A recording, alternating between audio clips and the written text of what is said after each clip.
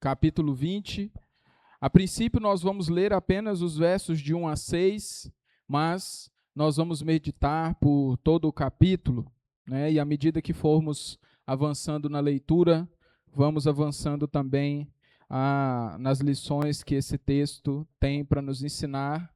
Texto de Atos, capítulo 20, agora, nesse primeiro momento, os versos de 1 a 6. Se você achou, se coloque de pé para que façamos a leitura da Santa Escritura do Senhor.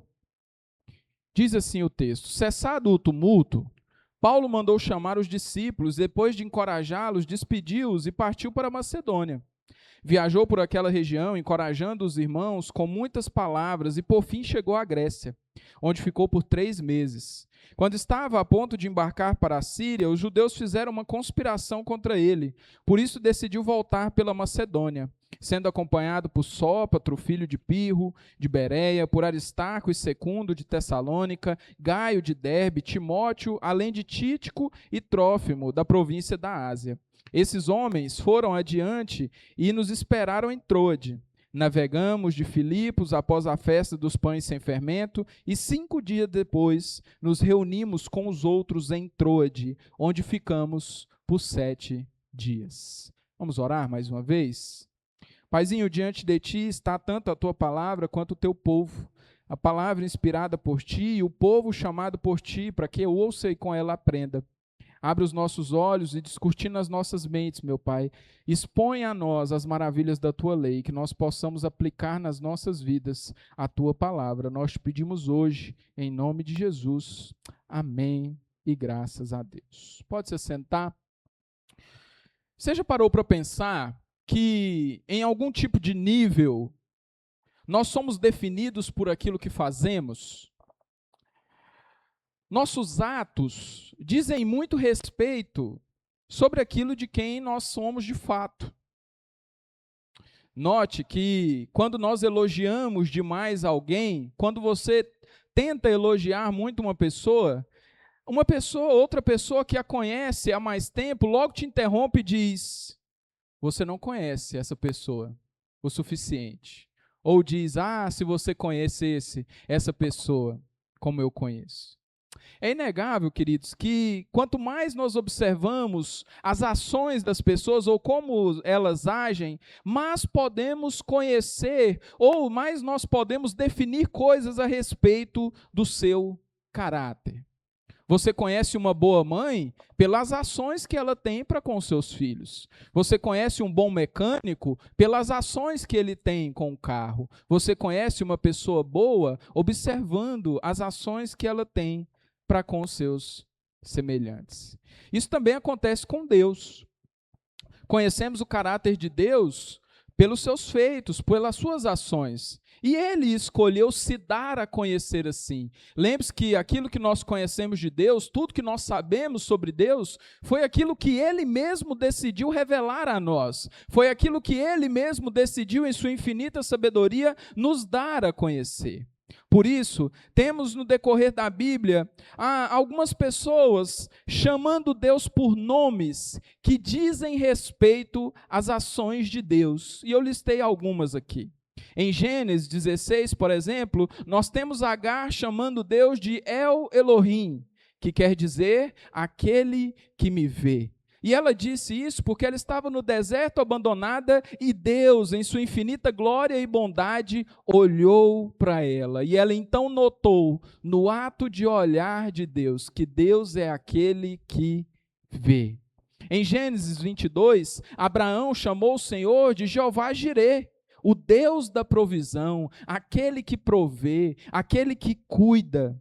E Abraão disse isso porque Deus proveu o cordeiro para o sacrifício no lugar de seu filho Isaque. E ele disse para Isaque: Deus proverá. E Deus, provendo o cordeiro, fez com que Abraão colocasse naquele monte o nome do monte: o monte do Senhor proverá. E tanto em Isaías quanto em Mateus, o nosso Cristo é chamado de Emanuel, que quer dizer Deus está conosco. Essa não é uma verdade a respeito apenas de pessoas e a respeito apenas de Deus. É uma verdade que também se aplica à igreja como um todo. Uma igreja é definida, sim, pela sua fé em Cristo. Mas, na prática, por assim dizer, nós conhecemos a seriedade da fé e conhecemos a profundidade da fé de uma igreja por conta dos seus atos, por conta daquilo que vemos aquela igreja fazer. É claro que, de forma alguma, eu quero dizer que os nossos atos ou as nossas ações impactam na nossa salvação. Quase caiu. Mas, mesmo que os nossos atos não impactem na nossa salvação, na nossa fé, eles têm sim um peso para demonstrar a qualidade da fé e a veracidade da forma como nós cremos em Cristo. Tiago disse isso em sua carta. Tiago vai dizer que a fé sem obras é morta, mas as obras são a forma pelas quais Tiago demonstraria a sua fé. Portanto, conhecemos a qualidade de uma igreja observando como a sua fé se manifesta de forma prática. E, por isso, hoje, enquanto nós meditamos nesse capítulo 20, eu quero trazer aos irmãos para que nós pensemos em pelo menos 3 atos de uma igreja que, de fato, é igreja à luz da Escritura. Aprenderemos hoje que uma igreja é uma igreja de fato quando é percebido em sua vida, primeiro, um empenho missionário a nível local e global. Em segunda instância, quando o seu alicerce é a Escritura. E em terceiro, quando o seu ministério pastoral é formado por homens qualificados. Nós vamos fazer isso nesses 3 pontos que eu disse. Me acompanhe aí no primeiro ponto. Nós já lemos os primeiros versos, os versos de 1 a 6. Esse capítulo, irmãos, ele carrega um ar um tanto quanto cinzento. A pena de Lucas aqui se torna um pouco mais pesada. O livro de Atos toma um tom mais triste. E nós começamos a nos despedir do nosso longo amigo, apóstolo Paulo. Paulo, nesse capítulo, vai se dedicar quase que exclusivamente a se despedir daqueles irmãos a quem ele evangelizou, das igrejas a que ele plantou, dos pastores que ele mesmo preparou. Veremos mais à frente a tristeza desses irmãos em saber que aquela vez era a última vez em que estariam diante do seu grande amigo, do seu grande mestre Paulo. Veremos que lágrimas rolam. A tristeza toma conta daqueles irmãos, por saber que aquele amigo que passou com eles tantas coisas, tantas dificuldades, agora não mais seria visto por eles. Paulo acabou de sair de um tumulto, nós vimos isso na semana passada, se lembra? Paulo estava em Filipos e um tal de Demétrio enfurece a multidão, toda a cidade. Quem sabia da confusão, quem não sabia, tinha gente lá chamando pela deusa Dâmaris, Artemis dos Efésios, e tinha gente que nem sabia do que se tratava. Aquele famoso que está ali por causa da confusão. Não me interessa o motivo, eu quero é participar. E Paulo está no meio daquela confusão, e ele acaba de sair, no capítulo 20, ele acaba de sair desse tumulto, e ele vai se despedir daquele povo, como nós vimos. Paulo não se despede daqueles irmãos, como fez por outras vezes, por conta das perseguições. Não são os fariseus que expulsam Paulo daquela localidade, mas Paulo tem profunda convicção de que chegou a hora de partir, de que chegou a hora de se despedir. Assim como fez por todos os locais que passou, em Éfeso, Paulo preparou discípulos para que dessem continuidade ao trabalho que ele começou. Então, sua primeira atitude é encorajar aqueles que vão ficar. Todos nós já lidamos com algum tipo de despedida. Todos nós já tivemos que nos despedir de alguma forma de alguma pessoa, seja para uma despedida de até logo, seja para um até amanhã, seja para um até mês que vem, seja até o próximo feriado, seja para nunca mais nos vermos. Em última instância, dizem que nós nunca sabemos quando será a última despedida. Você se despediu de muitas pessoas durante a sua vida sem saber que era a última despedida. Nesse caso, não. Nesse caso, os irmãos sabiam que era a última despedida. Eles sabiam que não mais veriam a face de Paulo. E sabiam também que se as coisas eram difíceis com Paulo ali, muito mais difíceis era agora que o seu velho amigo estava se despedindo. Além de encorajar os discípulos em Éfeso, Paulo viajou pela região da Macedônia, encorajando todas aquelas igrejas e todos aqueles irmãos, até chegar na Grécia, onde passou por algum período. Mas Paulo não apenas preparou líderes para as igrejas locais, Paulo não apenas preparou irmãos para continuar o trabalho nas igrejas locais, ele também levou homens consigo. Inclusive, se você voltar no texto, homens daquela região, um grupo de cada igreja, acompanharam Paulo e serviram em outros locais, como por exemplo Timóteo, que posteriormente deixaria sua terra ali em Listra para pastorear a igreja em Éfeso, a qual Paulo estava agora. E aqui, queridos, nós temos uma lição muito importante. Paulo tanto treina líderes para permanecer onde estão, quanto também para viajarem e servirem em outras igrejas, em outras cidades. Isso nos ensina algo muito valioso. Isso nos ensina que o discipulado, que a missão da igreja, ela é tanto local quanto global. Ela começa aqui, ela começa na nossa terra, ela começa entre as nossas paredes, mas ela não se detém nos nossos muros. A missão da igreja não está presa às paredes que nos cercam, mas ela vai muito além. Eu creio piamente de que Deus levanta trabalhadores da própria terra. Eu creio que Deus pode levantar nessa igreja homens e mulheres que vão servir aqui por toda a vida. Mas eu também creio que Deus pode sim, como faz por tantas vezes, tirar pessoas de suas próprias cidades, tirar pessoas da sua própria parentela, como fez Abraão, tirar o povo de sua própria cultura e enviar para terras, algumas tão distantes.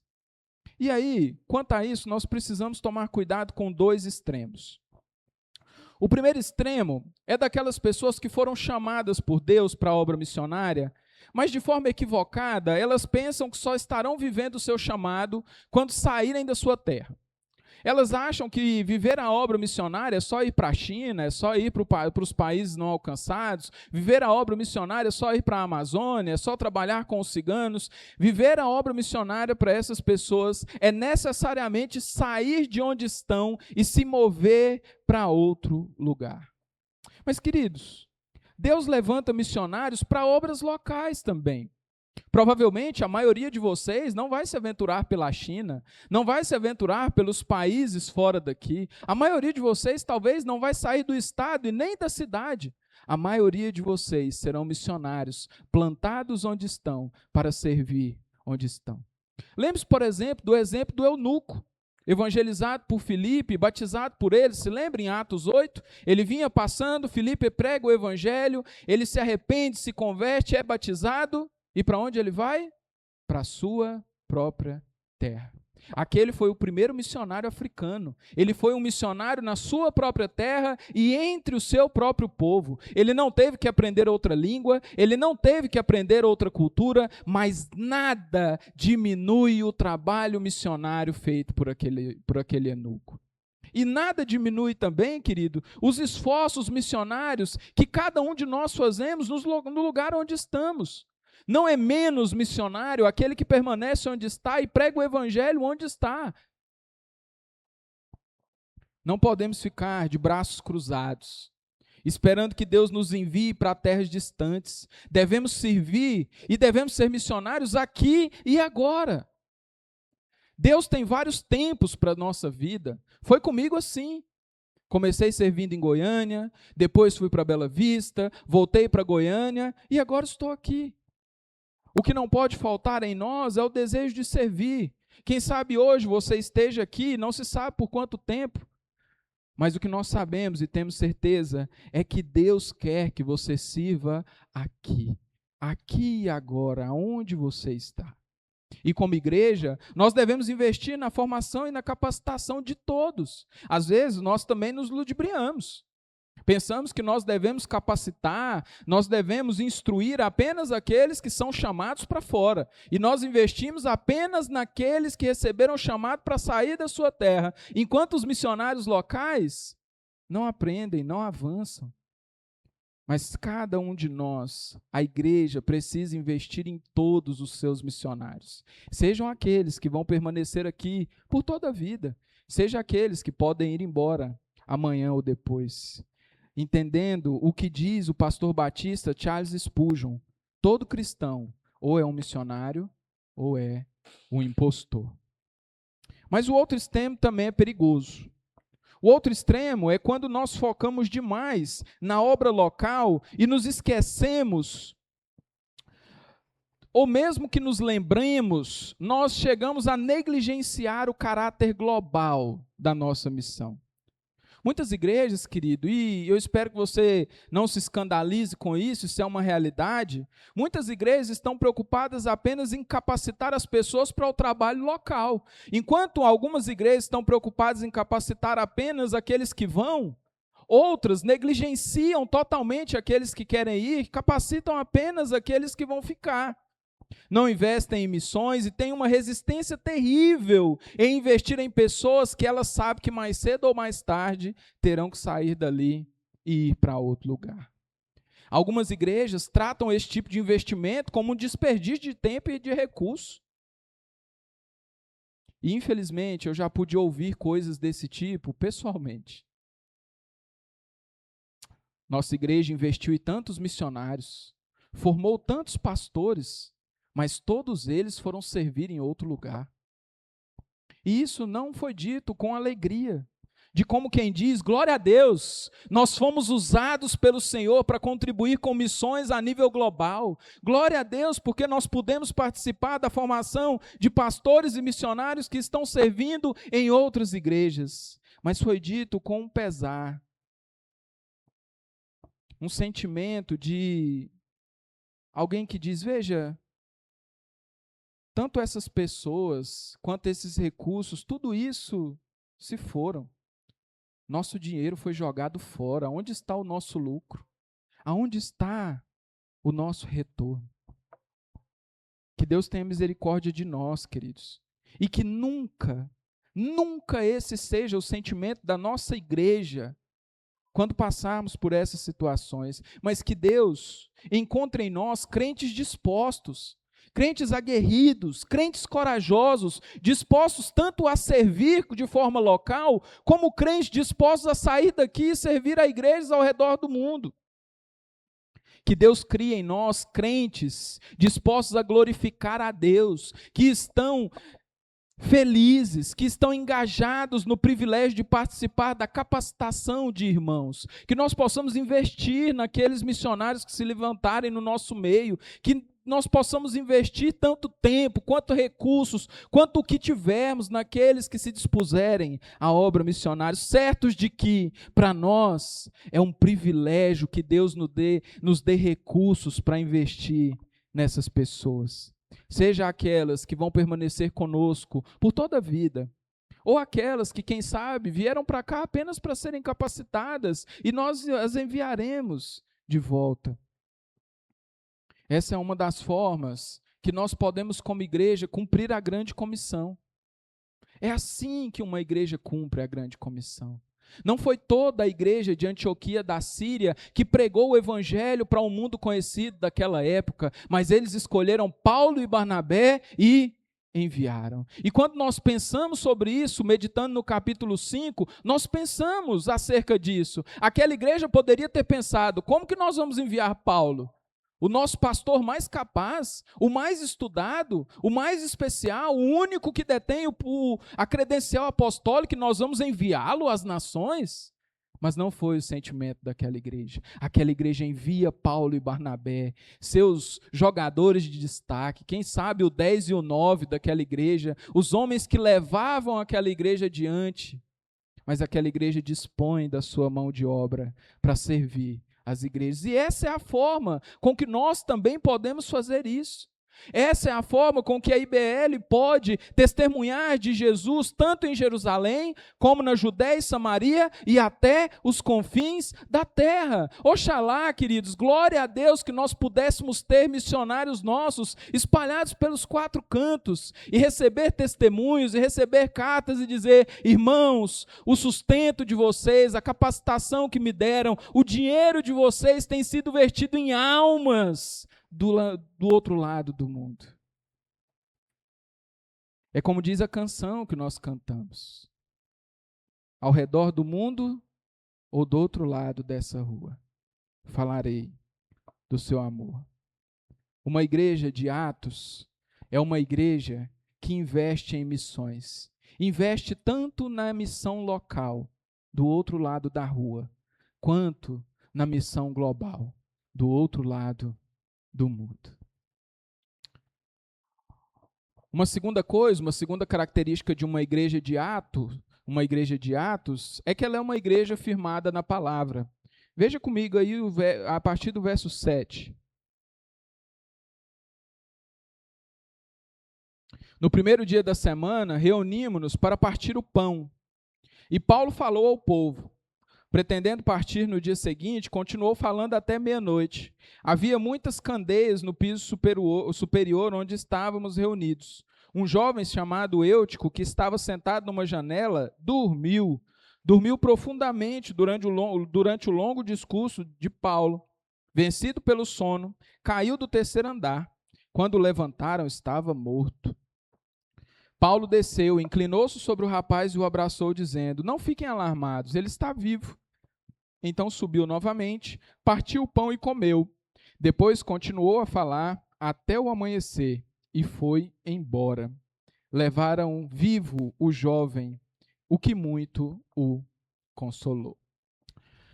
O povo estava reunido no domingo para celebrar a ceia. Essa é a primeira vez que nós temos referência ao culto cristão acontecendo no domingo, no primeiro dia da semana. Paulo, como já vimos, ele está se preocupando nesse capítulo em dar as últimas instruções, e Paulo sabia que não havia tempo a perder. E Paulo havia decidido: eu vou falar aqui o quanto der, enquanto tempo eu tiver, eu vou comunicar a esse povo, eu vou pregar a esse povo, eu vou instruir a esse povo. Já era meia-noite quando a pregação de Paulo é interrompida. E é interrompida por um acidente grave. O jovem Eutico, que estava sentado na janela, dormiu. Dormiu e se estabacou do 3º andar, chão afora. Paulo desce, ressuscita o morto. E para o nosso espanto, talvez, todos voltam à celebração da ceia e ao culto.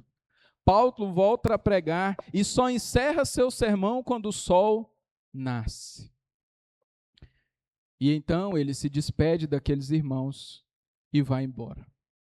Aqui, queridos, há uma lição muito importante, talvez a lição mais valiosa desse sermão, talvez uma das lições mais valiosas para a nossa igreja, uma lição muito valiosa para qualquer igreja que se professa uma igreja cristã.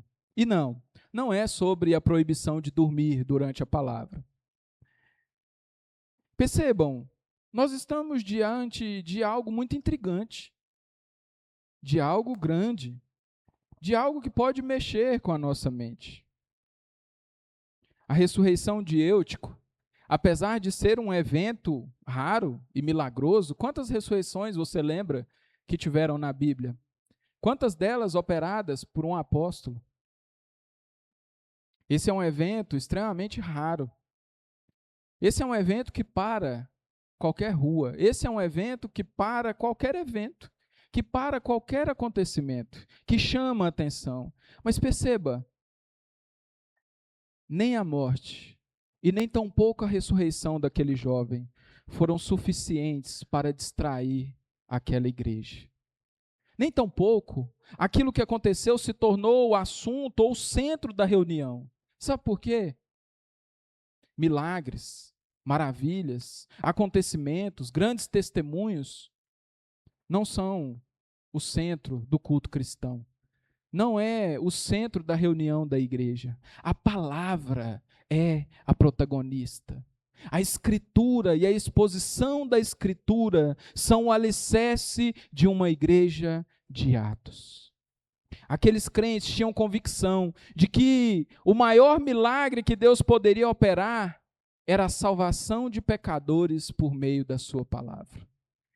Ver uma ressurreição era algo maravilhoso, mas aqueles crentes sabiam que não tinham tempo a perder com aquilo. Eles precisavam ouvir a palavra. Queridos, o maior milagre que Deus pode fazer não é curar as suas doenças. O maior milagre que Deus pode fazer não é evitar que você adoeça, não é te dar um novo emprego, não é te dar uma casa nova, não é evitar as brigas de família. O maior milagre que Deus pode fazer não é acabar com a pobreza de vez. O maior milagre que Deus pode fazer é reunir pecadores em um lugar só, pecadores diferentes que muito provavelmente não estariam juntos por qualquer outro motivo, reuni-los ao redor de uma mesa para celebrar aquele que morreu e ressuscitou para nos dar vida e vida abundante. Esse é o verdadeiro milagre. Esse é o milagre operado pelo Evangelho do Senhor. Não é difícil encontrar igrejas por aí que fazem de qualquer outras coisas o centro das suas reuniões. Sejam sinais e maravilhas como ponto alto. Algumas são constituídas apenas disso. Tire os milagres ou os pseudos milagres, retire tudo aquilo que não é a palavra e nada sobrará. Claro que essas são instituições que nós nem deveríamos chamar de igreja, que nós nem deveríamos levar em conta. Mas veja, não é difícil encontrar coisas parecidas em igrejas sérias. Não é difícil que isso aconteça aqui no nosso meio. Podemos incorrer no risco de fazer da presença de uma pessoa a coisa mais importante do nosso culto. Podemos incorrer no risco de cair no erro de que a comemoração de alguma data especial seja o ponto alto do nosso culto. Ou de tornar as bênçãos concedidas por Deus como o ídolo do nosso culto. É preciso sempre nos mantermos atentos, examinarmos de fato a nossa liturgia, nos preocuparmos com tudo que tem acontecido e como tem acontecido no nosso culto. Precisamos estar atentos para que nada substitua a centralidade da Escritura dentro da celebração cristã.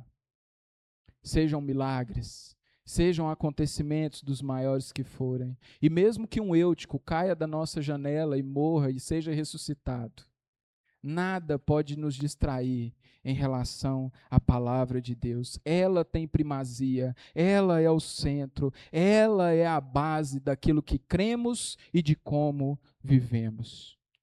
Uma igreja, de fato, uma igreja de Atos, precisa ser conhecida por sua seriedade em relação à palavra e pela primazia que a Escritura sempre tem quando o seu povo está reunido.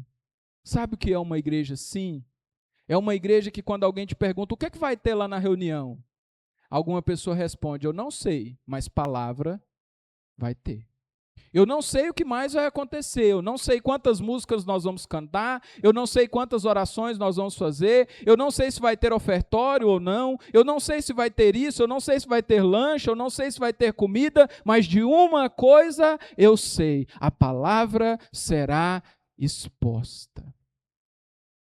Uma igreja assim é uma igreja que sai insatisfeita de um culto onde uma palavra não é pregada, onde a Bíblia não é aberta, explicada e aplicada às nossas vidas. Uma igreja assim não é uma igreja que sai daqui insatisfeita porque nós erramos uma música ou porque deixamos de cantar a música favorita. Uma igreja assim é uma igreja que sai daqui insatisfeita por um motivo: a palavra não foi pregada. É nela que nos reunimos, é sobre ela que falamos, é ao redor dela que nós estamos. É preferível, queridos, ser uma igreja pequena e pobre, que trata a Bíblia com primazia, do que uma mega igreja milionária, que coloca a palavra de Deus em segundo, terceiro, quarto, ou até em último lugar.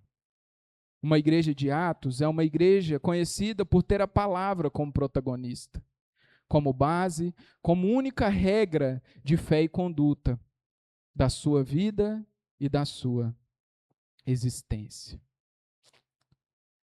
Terceiro ponto, uma igreja de Atos é uma igreja pastoreada por homens qualificados. Vamos ler aí o comecinho do verso 13. Diz assim: quanto a nós, fomos até o navio e embarcamos para Assos, onde iríamos receber Paulo a bordo. Assim, ele tinha determinado, tendo preferido ir a pé. Quando nos encontrou em Assos, nós o recebemos a bordo e prosseguimos para Mitilene. No dia seguinte, navegamos dali e chegamos a defronte de Quio. No outro dia, atravessamos para Samos e um dia depois chegamos a Mileto.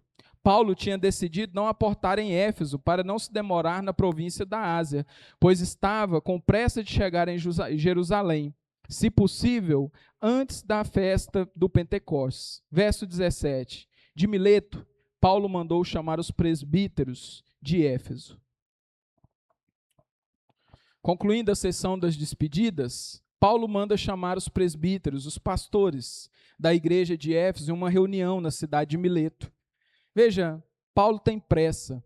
Paulo quer chegar em Jerusalém antes da festa do Pentecostes e parece que o povo de Éfeso cativava o coração de Paulo, né?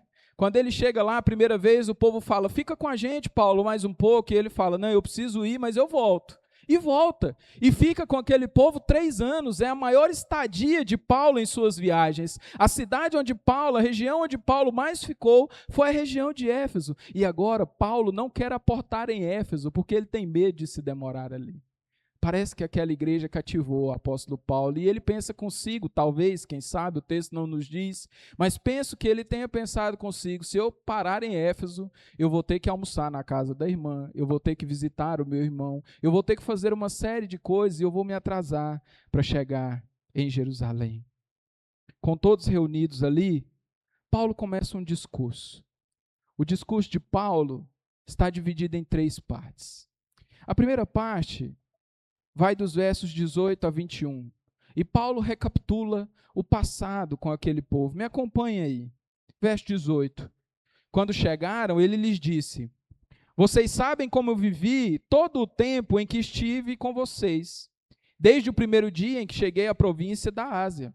Servi ao Senhor com toda humildade e com lágrimas, sendo severamente provado pelas conspirações dos judeus. Vocês sabem que não deixei de pregar a vocês nada que fosse proveitoso, mas ensinei tudo publicamente e de casa em casa.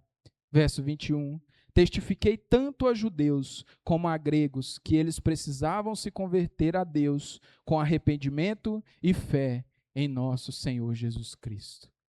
No primeiro momento, naquela reunião presbiteral com os presbíteros de Éfeso, Paulo relembra como foram aqueles 3 anos. E Paulo diz algo interessante: eu não vos deixei de ensinar nada que fosse proveitoso.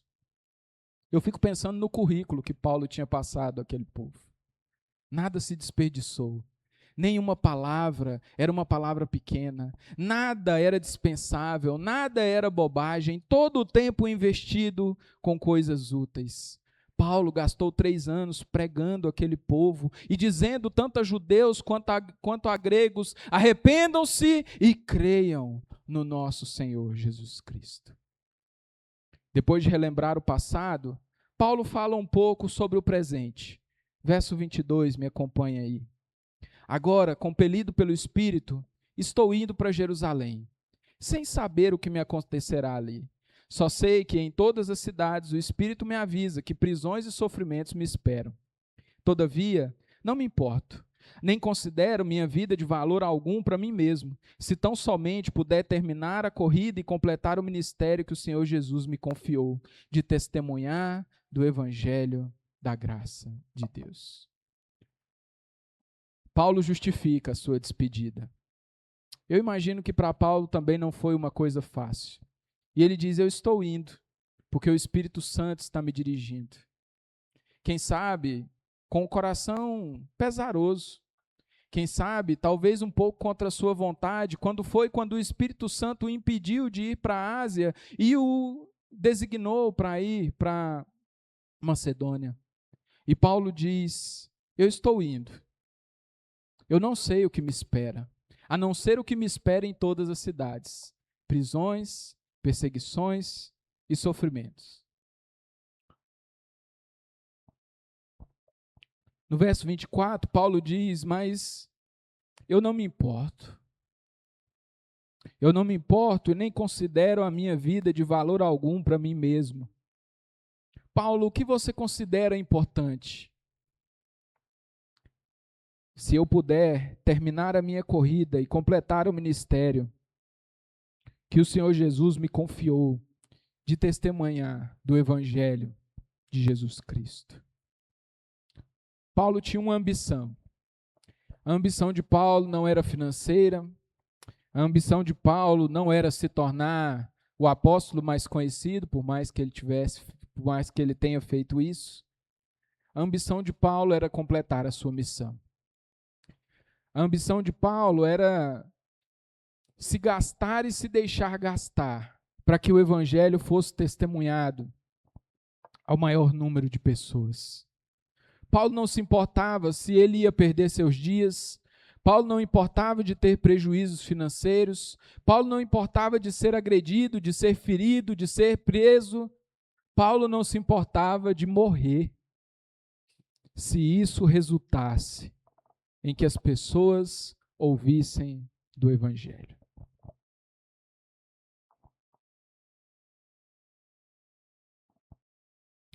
Na última parte, dos versos 25 a 35, Paulo pensa no futuro.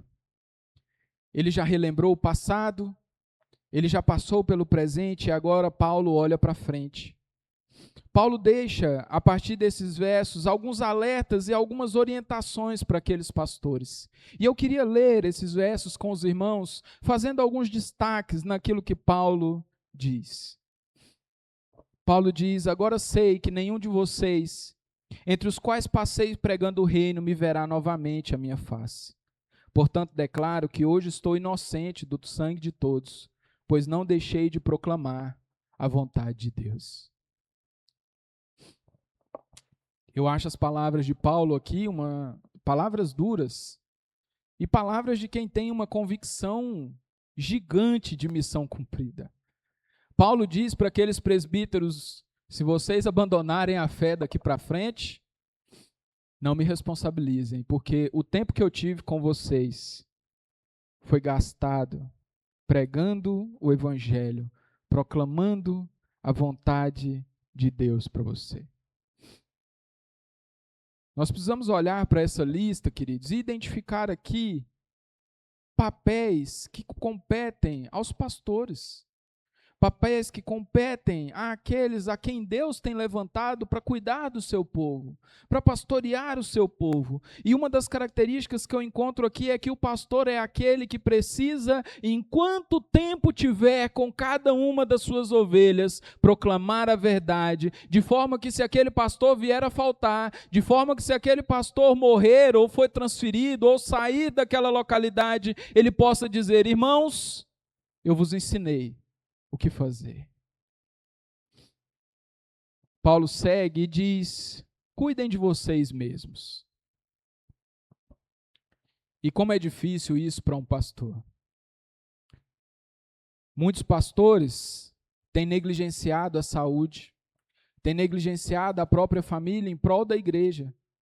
Muitos filhos de pastores não estão nas igrejas e principalmente não congregam na igreja em que o pai pastoreia, porque sabe os sofrimentos que seus pais passaram, sabe as lamúrias e as dificuldades que muitas vezes as igrejas impõem a alguns pastores. E o conselho de Paulo é: cuidem de vocês mesmos. Nós, pastores, precisamos olhar para a qualidade de vida que temos. Precisamos sim nos cuidar, nos alimentar bem, ter um tempo de descanso, ter um tempo com a família, nos dedicar a atividades que produzam para nós também alegria, prazer. Normalmente, esse é o dia da segunda-feira, né? É o dia em que o pastor tira para descansar. É o dia em que o pastor tira para focar em si, na sua família, na sua esposa. Isso é sábio. As igrejas terão pastores por mais tempo, se encorajarem os pastores a cuidarem de si também. Mas Paulo segue, ele diz: cuidem de si e de todo o rebanho, sobre o qual o Espírito Santo designou como bispos para pastorearem a igreja de Deus, que ele comprou com seu próprio sangue. Que tamanha responsabilidade.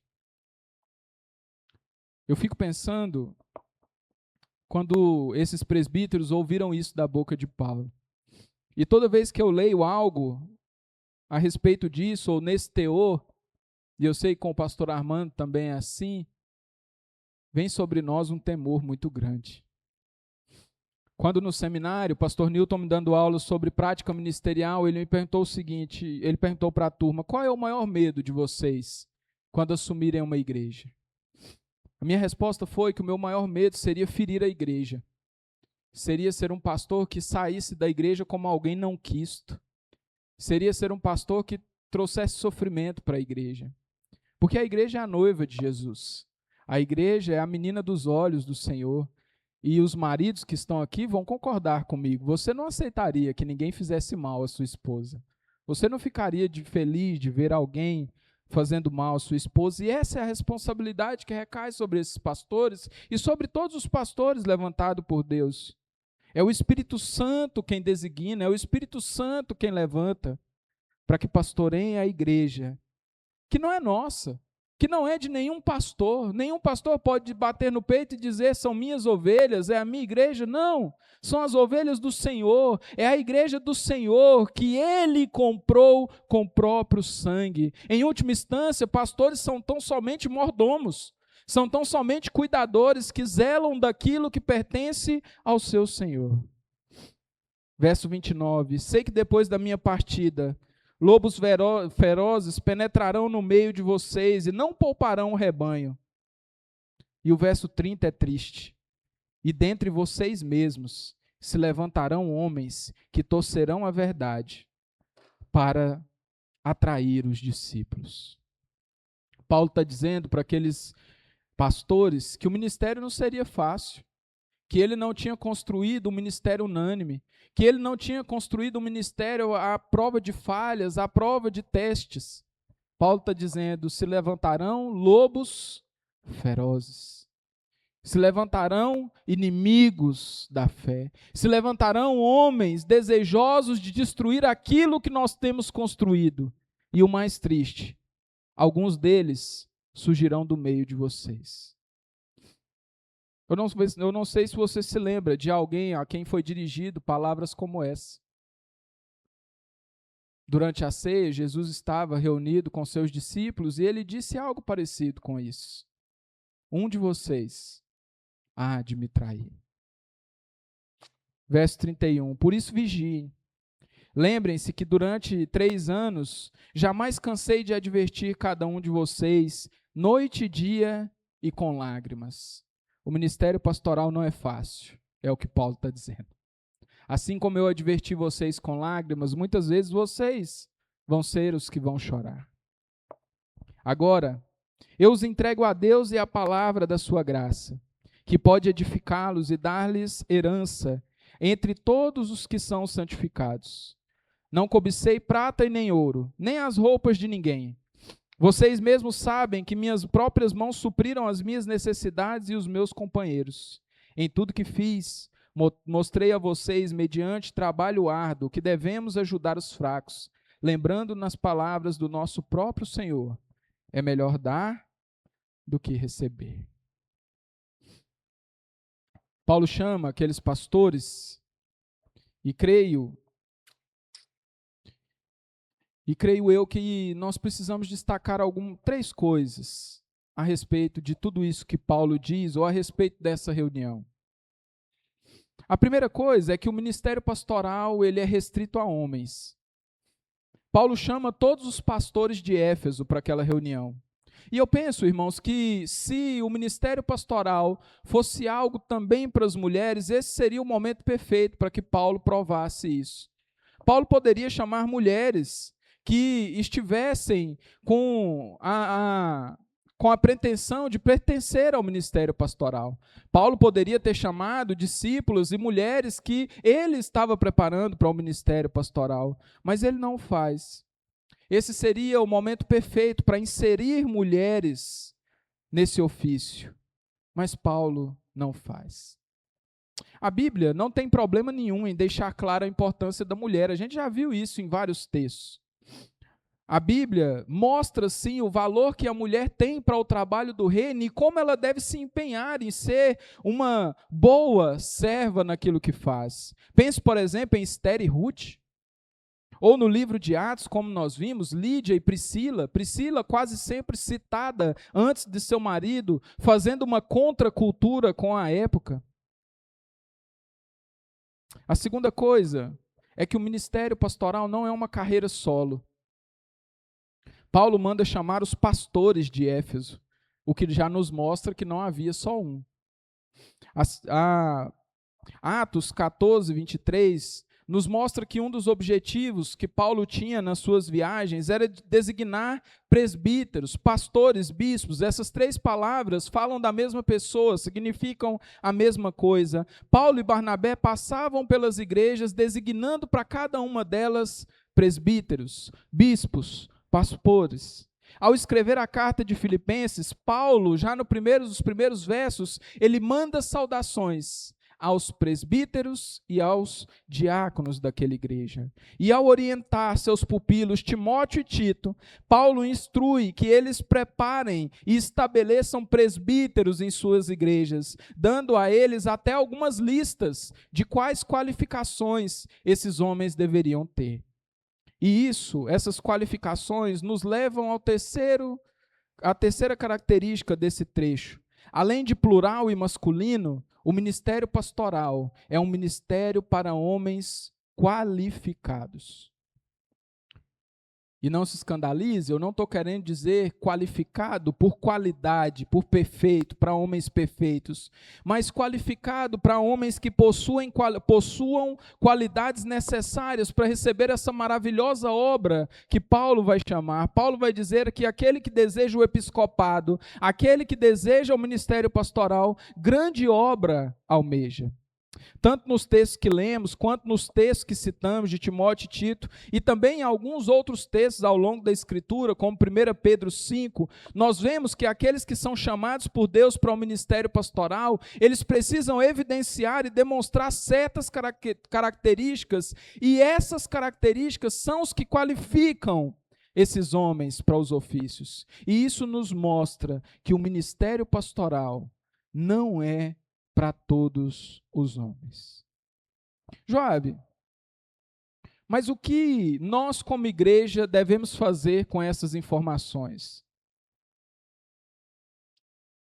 Eu queria te dar pelo menos 5 ações para que você faça. A primeira é orar. Ore para que Deus levante e envie pastores à nossa igreja. E essa nós temos feito pelo menos desde que eu cheguei. Desde que eu cheguei, nós oramos para que Deus levante outros pastores, levante presbíteros, levante bispos para pastorear a nossa igreja. A segunda coisa é identificar aqueles que Deus tem levantado. Olhe de forma atenta para os homens da igreja e quem sabe você vai perceber que existem homens da nossa igreja que têm as qualificações que a Bíblia determina para o ministério pastoral. Aprenda a identificar os homens que Deus tem levantado. A terceira é capacitar esses homens para que exerçam o chamado. Invista nas qualificações desses homens. A igreja precisa investir nisso, seja enviando para os seminários, seja investindo em cursos, seja comprando bons livros. Invista naqueles que Deus tem chamado para desenvolver o ministério pastoral na igreja.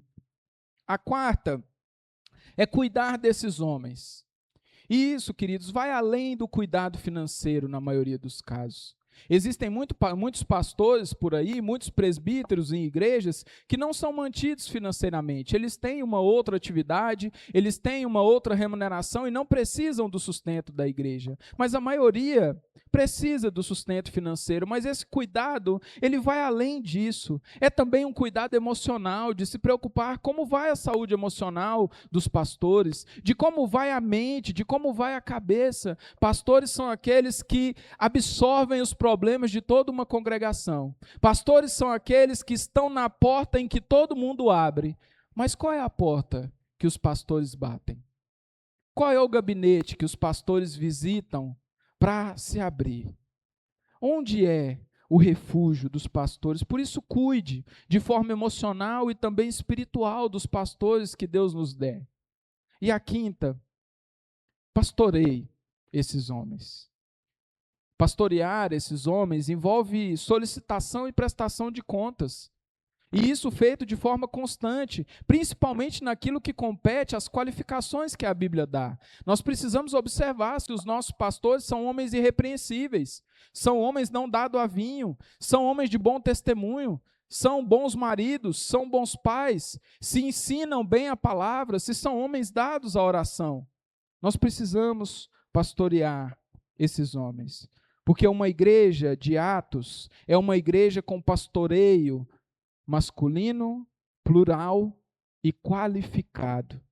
E assim como cada um de nós está envolvido na responsabilidade de formar missionários, tanto para cá quanto para longe, a tarefa também de cuidar, de zelar para que o ministério pastoral da nossa igreja seja vivido de forma bíblica, é de cada um de nós. Cada um de nós é responsável por caminharmos intencionalmente nessa direção. Talvez você ouça essas coisas e pense assim, Joab, mas e aí? Hoje só tem você. O que a gente vai fazer? A gente vai caminhar em direção ao ideal. A gente vai olhar para a Escritura e concluir. Se a Escritura diz que nós precisamos ter vários pastores, nós vamos caminhar para essa direção. Joab, mas nós hoje não conseguimos manter integralmente nem você. Como faremos? Queridos, eu aprendi uma coisa antes de vir para cá. Para onde Deus aponta, Ele paga a conta. Assim como Deus me trouxe para cá e proveu sustento para que eu estivesse aqui, assim que Deus levantar outros pastores, assim que Deus levantar mais homens para pastorear essa igreja, Ele vai prover os recursos, Ele vai prover os meios para que esses homens sejam sustentados. A nós nos cabe tão somente caminhar em direção a isso, estabelecer um alvo definido pela Escritura e irmos em direção àquilo que a Bíblia determina. Busquemos isso, busquemos um ministério pastoral, como a Escritura determina. Caminhando por fim, uma igreja pode ser geralmente definida pelo que ela faz, ou como tratamos nesse sermão, identificamos se uma igreja é uma igreja de fato através dos seus atos, através das suas ações. Hoje pensamos em alguns desses atos que definem que o ser igreja estão ligados à capacitação dos seus membros, ao envolvimento em missões. Isso também está ligado intimamente à centralidade da palavra. Uma igreja de fato é uma igreja centrada na palavra e, por fim, uma igreja centrada na palavra é uma igreja com um ministério pastoral saudável. Cada uma dessas qualidades ou desses aspectos é capaz de legitimar uma igreja. Nós podemos olhar para igrejas com essas qualidades e dizer, aquilo é uma igreja bíblica. E assim também acontece conosco. Nós não somos salvos pelas nossas obras. Nós não somos salvos por aquilo que fazemos ou pelos nossos próprios atos, mas somos identificados como filhos de Deus ou não, por conta de como vivemos a nossa vida. Foi isso que Tiago disse, que eu citei no começo. Pelas nossas obras conhecerão a nossa fé. Como não éramos capazes de nos salvar, nós já vimos isso hoje na EBD, Deus enviou Jesus, para que por meio de um ato dele, Ele pudesse tornar possível a salvação de pecadores condenados, como éramos outrora. Cristo veio, se fez carne, levou sobre si os nossos pecados, a nossa condenação. Cristo se doou para que nós tivéssemos plena salvação. Essa é a salvação que alcançou Paulo, que alcançou tantos a quanto Paulo pregou em suas viagens. E é a salvação que Cristo te oferece hoje. Não é uma salvação diferente, não é um evangelho diferente, mas é a mesma salvação. A salvação que Paulo disse, que anunciou por aquele tempo, arrependam-se convertam-se a Deus e creiam em Jesus Cristo. É o Evangelho que vos anuncio hoje. E o meu desejo, meu querido irmão, meu querido amigo, é que você venha a Cristo. É que assim como aqueles a quem Paulo pregou, é que assim como Lídia, que nós vimos alguns capítulos atrás, o Espírito Santo abra o seu coração e você creia em Jesus. Por isso, venha a Ele. Não se demore. Creia em Cristo hoje. Se agarre a Ele. E a nós, meus irmãos, que nós estejamos sempre dispostos a sermos usados por Deus. Seja aqui, do outro lado da rua, ou do outro lado do mundo. Que nós estejamos dispostos a capacitar aqueles que estão aos nossos lados. Aqueles a quem Cristo tem nos dado para convivermos e para contribuirmos. Que nós nos dediquemos com zelo para que o Evangelho, a palavra de Deus, seja sempre o centro da nossa vida e da vida da nossa igreja. E que, por fim, nós oremos, capacitemos e cuidemos dos pastores a quem o próprio Deus, autor e consumador da nossa fé, nos dará. A Ele, o nosso Deus, Senhor e Salvador de nossas vidas, seja a honra, a glória e o louvor para todos sempre. Amém.